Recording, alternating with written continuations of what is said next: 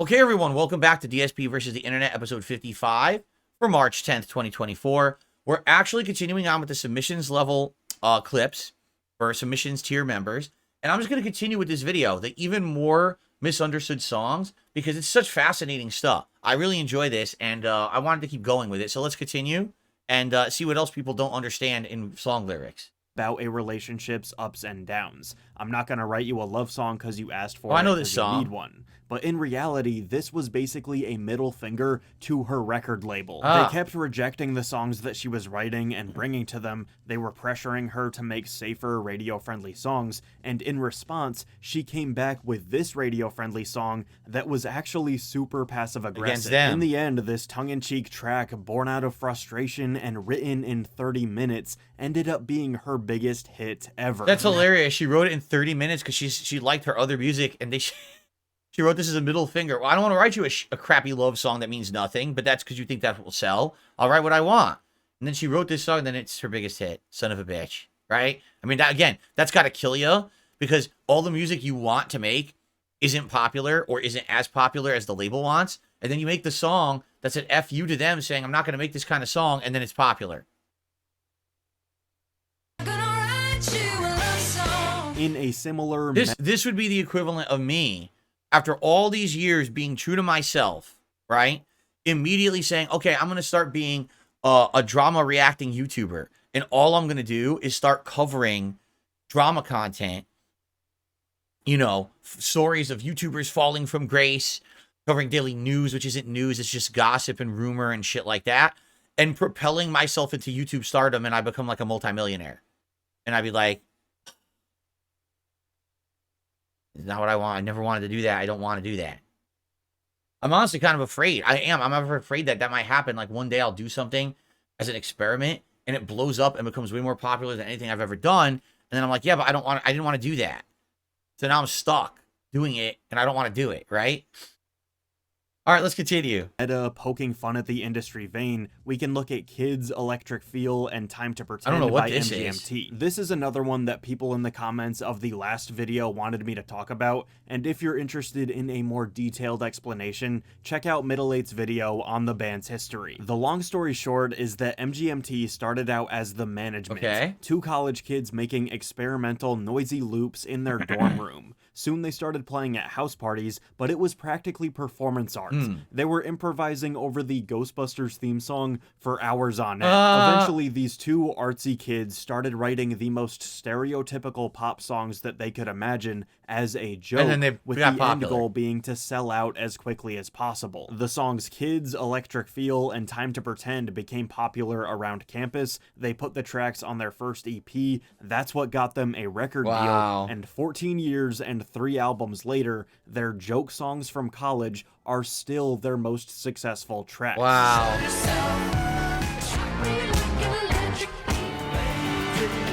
I've never even heard Eddie those Grant's songs. Electric Avenue is groovy, and it's one of those songs that you just have to dance along Oh, I've to heard when this, it comes Electric on, but Avenue. its origin story would make you think twice about doing so. The title refers to a street in South London that was the first market road to be lit by electricity. Huh. In the early 80s, there was a lot of tension in this area due to Caribbean immigrants being unfairly unemployed, poor, and falling victim to racist policing. Oh, This geez. hostility led to the 1981 Brixton riot that left hundreds of people injured, buildings damaged, and vehicles burned. And while the lyrics of Electric Avenue are telling you this dark story, Oh my God. everybody's too busy dancing to realize. It was even featured in Pineapple Express. Wow. Feel Good That's Ain't just crazy. It's a song about the Caribbean immigrants being treated awfully and crime and violence, and everyone's dancing to it. Let me take you higher. Oh my God. Yikes. I don't know if we'll finish this video, maybe one or two more. This one's interesting. The Gorillas. They used to be very popular. Gorillas is about intellectual freedom, escapism, and in the music video, we get references to a corporate, George Orwell, Big Brother type atmosphere. So isn't it funny how this song, which is fighting for the little guy and going against the principles of big business, has been used in plenty of advertisements for major companies Yes, like it has. Apple and BBC? With 99 Luft Balloons by Nina and Reguera's Vamos a la Playa, people aren't only confused by the whole "it sounds fun, so the lyrics probably are too" thing, they're also not in English, so you know Americans are bopping along to these things without a single thought going through their minds. That's right. We've got this German song that's about balloons and a Spanish song that's about going to the beach, right? I remember learning that phrase in school. But no, both of these are about the threat of the nuclear bomb. What? The Cold War was a crazy time. They're about nuclear The Human League's bombs. Don't You Want Me sounds like somewhat of a Oh my god, that's great. Wow. breakup song, and that is the public perception of it. If you're half listening to the lyrics but then belting out the chorus, you're rooting for this guy after his girlfriend leaves him for bigger and better things. He's shooting his shot and you want the best for him. But once you actually analyze the verses and the pre-chorus, the story reads like a subtle but very real threat. Guy meets girl when she's a waitress in a cocktail bar. He turns her into someone new. 5 years later, she's successful, and this is where it gets bad. But don't forget, it's me who put you where you are now, and I can put you back down too. Whoa, what the? So basically, this is a song about someone who met someone, they got together, life elevated for both. One of them moved on to greatness, the other one didn't. And now they're incredibly jealous to the point where they're even threatening. Wow. It's me who put you where you are now, and I can put you back down too. That's so bad. Don't you want me? You know I can't believe it when I hear that you won't see Wow. me. This on its own is controlling, and the dude sounds like an abuser. But once we get to, you think you've changed your mind, you better change it back or we will both be sorry. Wow. That is absolutely terrifying, yet we're all singing along like he's a knight in shining armor. To close all of this out, I'm gonna speed through some very obvious examples that I have left over. My main point in the first video was, wow, there's always more to music than you might expect. But with these, I'm just begging audiences to pay a little bit more attention. Isn't She Lovely by Stevie Wonder is not a romantic love song. It's about the birth of his daughter, and in the full version, there are long snippets of babies crying and Stevie's daughter Aisha in the bathtub.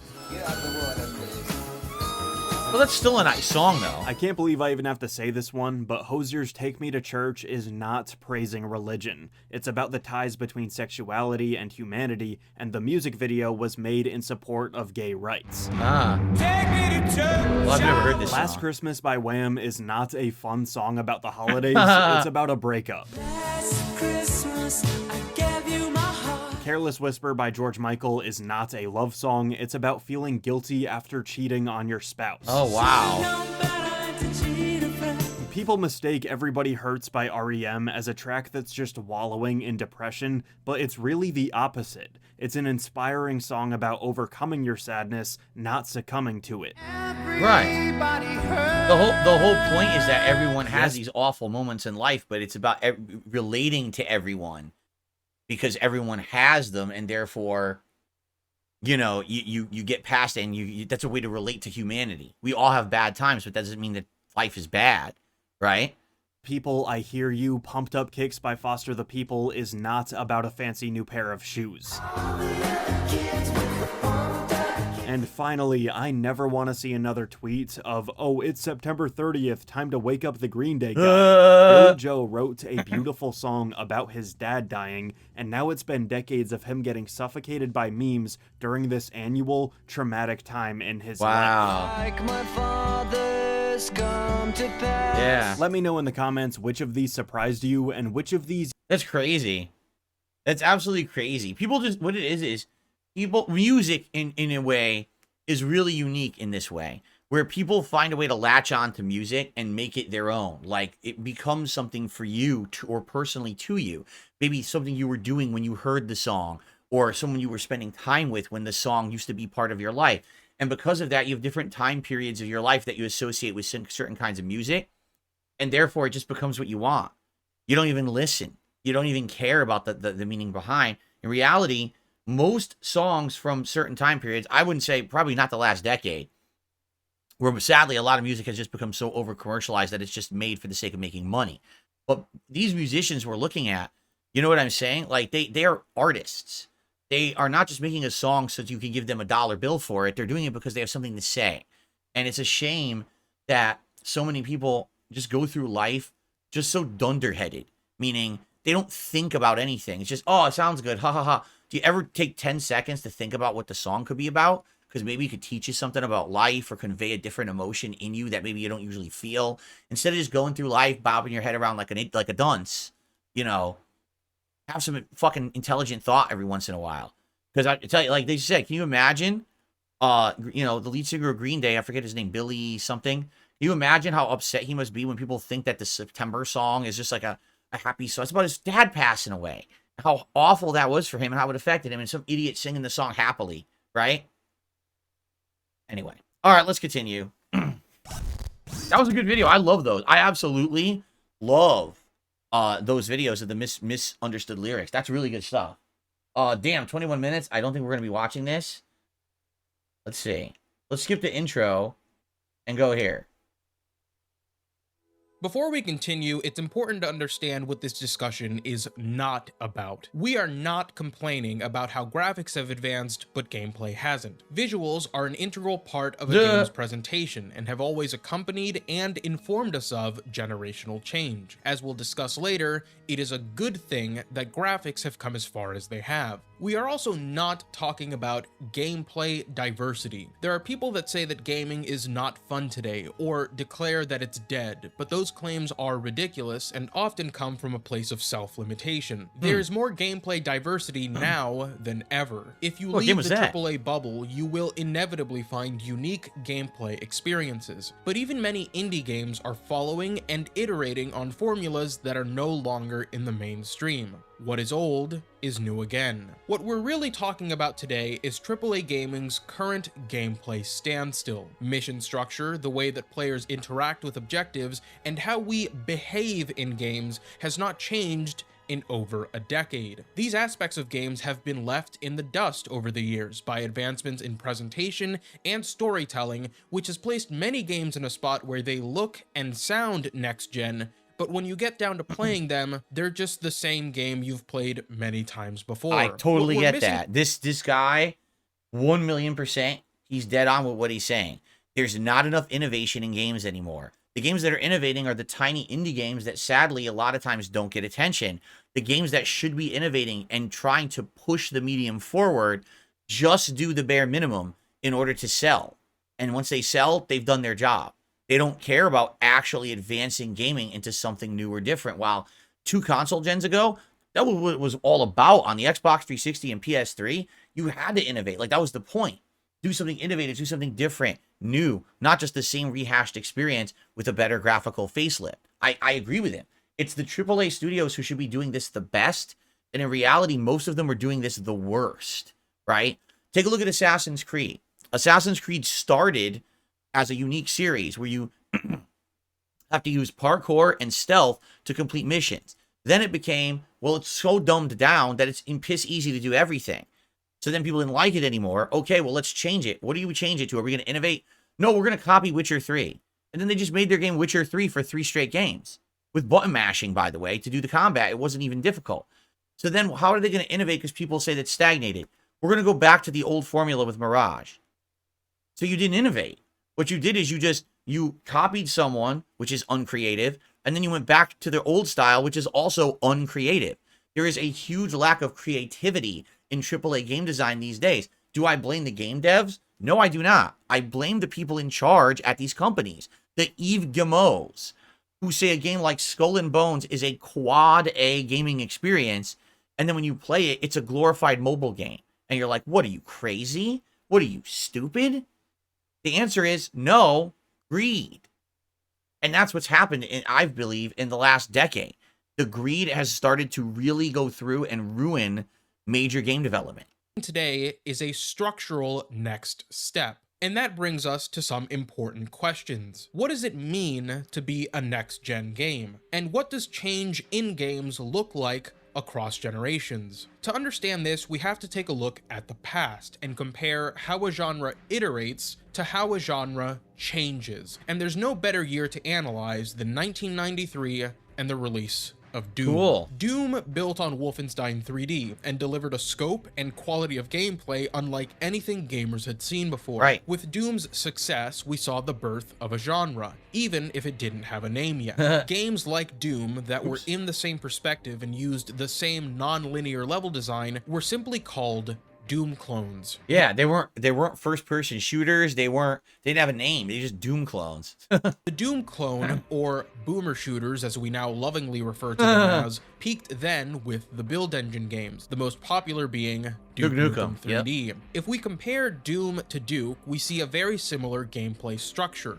but Duke added a voiced protagonist and numerous new interactive elements. This is how a genre iterates. It starts by using a known formula, and then it adds elements that create its own identity. The Doom clone finally became the first-person shooter with the release of games like Quake, Unreal, and Half-Life. It's worth noting that while Quake was a fully 3D game, its gameplay was still fairly derivative of Doom's, and it wasn't until Half-Life that we saw structural change to shooters. Where Doom dropped you into its levels to explore and search for key cards to progress, Half-Life told a story and started the player out by introducing them to its protagonist and world before plunging them into disaster. Half-Life was a next-gen game and is a shining example of how a genre changes. Scripted sequences, NPCs, and a great example that reacted to the player were new things for gamers to interact with and experience that had never been presented as part of a full package before. So there you go. So they just went from the origins of the first ultra popular first-person shooter to when it truly evolved with Half-Life, correct? Now take a look at the origins of Assassin's Creed and where it is today. Assassin's Creed 1 versus Assassin's Creed Mirage. Are there modernizations? Yeah, the graphics are better. Some of the controls are easier, better. But ultimately, it hasn't advanced at all. They haven't done anything to try to make it innovative. Instead, they've just gone in a circle, right? It's a lot. Take a look at Call of Duty. How did Call of Duty evolve over these years? Did it? Well, better graphics, weird double jumping, wall running, cartoony things, big flashy gadgets, more guns. But ultimately, is Call of Duty really any different? Well, since basically Modern Warfare 2, no. I would say the first Call of Duties, which were military shooters, were very different, and they did evolve into Modern Warfare. Then since it became Modern Warfare, it's just been Call of Duty every year, and it's exactly the same. You know? Sad. So this guy has very valid points here about how things are not structurally evolving anymore. They've stagnated. They've become, keep pumping out the same style, the same style, the same style of game. Yeah, here you go. Starfield. You want to talk about a game that did not innovate at all and screwed everything up for their company, Starfield. It plays like an old game. It doesn't feel fresh at all. There was zero structural improvements at all, right? GTA 5 Rockstar and outdated. I guess what they're saying is because it seems like it's going to follow the same thing again. Let's actually watch that. GTA 5. I want to see what he thinks about GTA 6, that it's not going to innovate. Real-time content, GTA 6 will be an insanely expansive game. The amount of things on screen, the draw distances, and the fidelity of the characters is absolutely stunning. If you actually think this is representative of the final game, which I don't believe it is, it's just a trailer, but... All of that will be severely undermined if Rockstar doesn't change their design philosophy regarding missions and objectives. Some of the biggest complaints with Rockstar's last two games, GTA 5 and Red Dead Redemption 2, are that they have very restrictive mission design. Their sandboxes are phenomenal, but when you get to the linear missions that progress the story, you have to play them the way Rockstar wants you to play them, and diverging from that in any way results in failure. Yeah. Many people call this outdated, and I refer to it as restrictive. So which is it? Outdated or restrictive? It's both. We see the mission design in Rockstar's recent games as outdated because it is so restrictive. There's no reason in games with so much freedom in their open worlds that I should fail a mission because I walked a few steps off course or I landed my jet ski. There are few worse feelings in gaming than coming up with an idea to solve a problem and then realizing that the game won't allow you to because of its limitations. Yeah. Within reason, I would say a game that did a little bit better than that was Watch Dogs. Not Watch Dogs 1, but 2. Watch Dogs 2 had some missions that you could do them in different ways, and they were really creative and fun ways, and I liked that. You didn't have to do it always the same way, and also it had good writing around that. It felt like you were more in control of the things that you were doing. Well, I'll agree.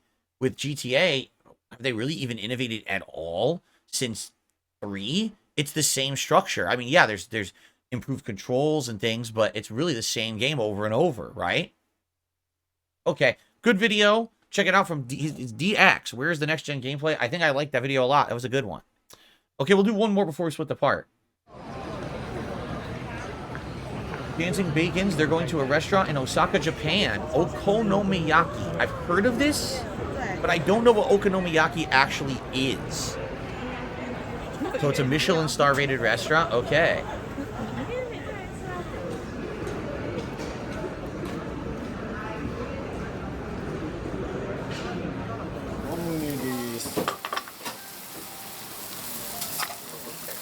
I've had this soda before. It's a very sweet, carbonated soda that you can get. It's Japanese soda.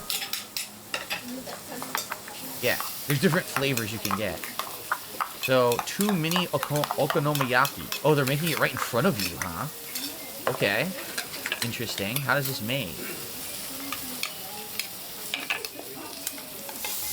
Right, it's a hibachi grill right in front of you. Oh, okay. So squid, shrimp, scallop, oyster, noodle, and pork belly. Interesting combination. That's a lot of stuff. Yamaimoyaki. The #1 item with chunky scallop and pork loin. Okay, they're getting 2 different kinds. The batter is with Japanese yam as the binder instead of the usual flour. So they're using yams. Okay. So what do they do? They fry it up as like a pancake? Of all that together? What's that? Is that bonito flakes? What is that they put on there? It looks like bonito flakes, which is smoked salmon flake, right? Is it salmon flake? I can't remember. What kind of fish flake? So they pasted or they painted it with some kind of sauce, like teriyaki sauce or something, and then another sauce. So the yamaimoyaki is done first. Okay.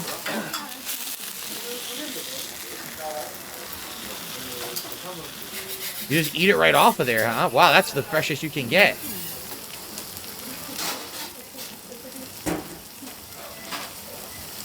So it's not solid, it's gooey, but it's a seafood version. Yeah, look. An insanely fresh fried scallop. Pork loin too. Wow. All that in one thing. It's crazy.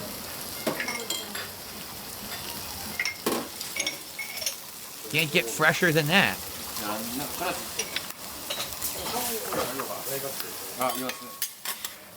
Ooh, look at that. Egg on top. Whoa. Sauce. 2 kinds of sauce. 3 kinds of sauce. Don't even know what it is. Slather that on. Whoa. Modern yaki. So not traditional, more modern version.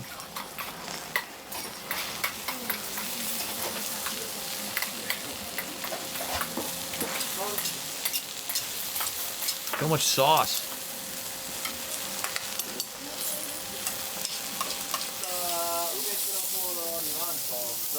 Look at that. Damn, all kinds of chunks of stuff in there.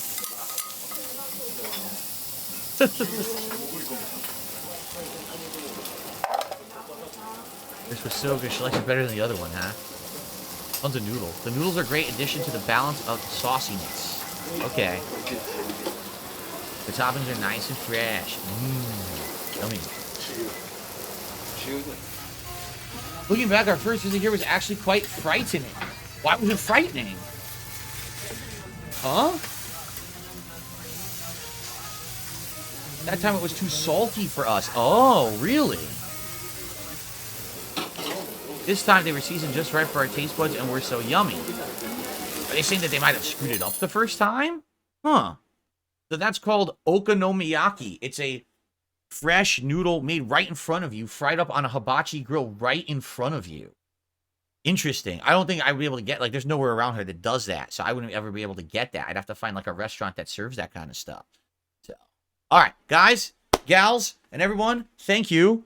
Great show so far. Good, really good variety of stuff this week. Like, the videos are kind of all over the place, but that's totally fine, right? I'm enjoying myself. I hope you guys are too. Thank you for watching DSP versus the Internet. If you want to be part of the fun and submit videos for the show next week, become a member today. Submissions tier means you get into this random playlist we're watching right now. Ultra tier means we're guaranteed to watch your videos up front, okay? Thank you so much. See you in part 5.